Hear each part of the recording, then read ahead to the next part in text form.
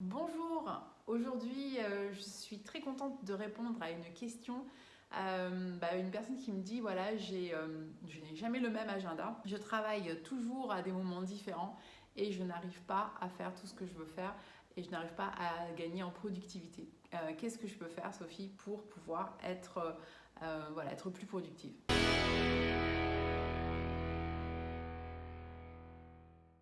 Alors merci déjà pour cette question.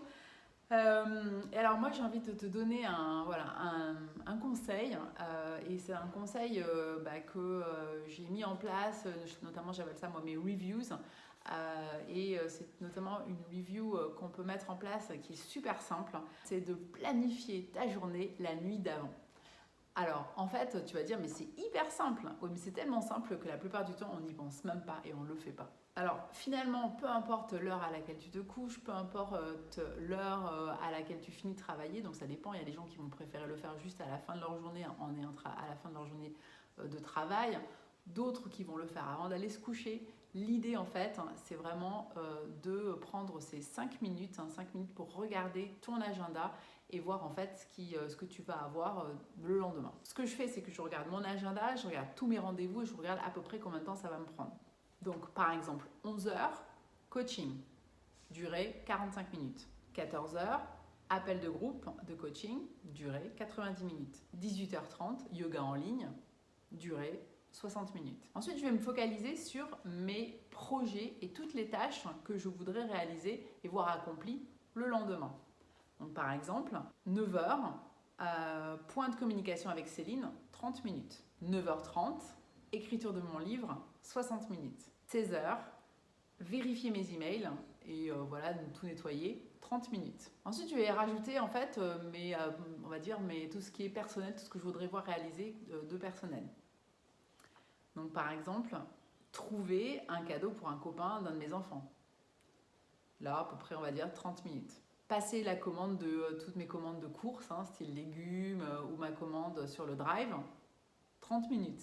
Prendre rendez-vous avec mon coiffeur pour le mois prochain, 5 minutes. Ça te donne une idée en fait de quand est-ce que tu dois finalement te lever le matin pour pouvoir réaliser vraiment tout ton agenda que tu voudrais réaliser, pour avoir aussi ce temps nécessaire pour pouvoir réaliser notamment ta routine matinale. Donc n'hésite pas à consulter cette vidéo dans laquelle je te parle de ma routine matinale. Et du coup, tu vas pouvoir commencer ta journée en étant beaucoup plus serein, en étant beaucoup moins stressé. L'idée vraiment ici, encore une fois, c'est de ne pas être dans l'agenda des autres et de commencer par regarder tes emails en te disant, bah voilà, on va voir ce qui va se passer. Et puis je regarde mes emails et puis à la fin de la journée, on a l'impression de n'avoir rien fait. Alors je te dis pas que je suis parfaite et que c'est tout comme ça tout le temps pour moi, mais en tous les cas, c'est vrai que je me suis rendu compte qu'en planifiant et en faisant des reviews comme ça régulières en fait de mes journées et voire de mes semaines, je me rendais compte que j'étais de plus en plus productive. Et ce qui m'arrive aussi, c'est que, et ça je le fais régulièrement notamment avec Boris, c'est que le week-end, on essaie de se faire comme ça un espèce de mind map en disant voilà, quelles sont toutes les choses qu'on voudrait réaliser avant la fin du week-end. Et en fait, en notant tout comme ça, bizarrement, qu'est-ce qu'on voit arriver? On voit qu'on arrive à accomplir un maximum de choses. Je ne te dis pas qu'on réalise 100% de tout ce qu'on s'était fixé, mais la plupart du temps, on arrive à réaliser au moins 80 voire 90% de toutes les tâches qu'on avait imaginé faire pendant ce week-end. Alors j'aimerais que tu répondes à cette question. Quelle est la chose la plus importante que tu réalises tous les jours? Écoute, j'espère que tu as aimé cette vidéo. Surtout, n'hésite pas à la partager, à la commenter et surtout, n'hésite pas à mettre un petit pouce. Je te dis à très bientôt. Ciao!